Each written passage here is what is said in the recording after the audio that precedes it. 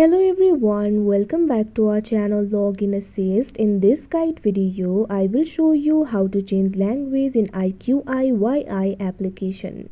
So first of all, launch open iQIYI application. You can see over here it has been opened. Initially, you'll be led to the home interface. Make sure you're logged into your account. So if you want to change the language, tap on the Me icon that you can see at the bottom right corner of your screen. Now once you do that, you'll be led to this kind of interface.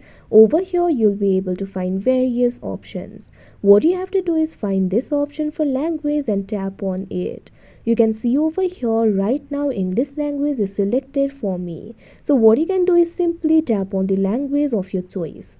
Now once you do that, this kind of pop-up will appear. After switching, the app will restart automatically. Tap on this option switch that you can see on the screen. Now wait for a while.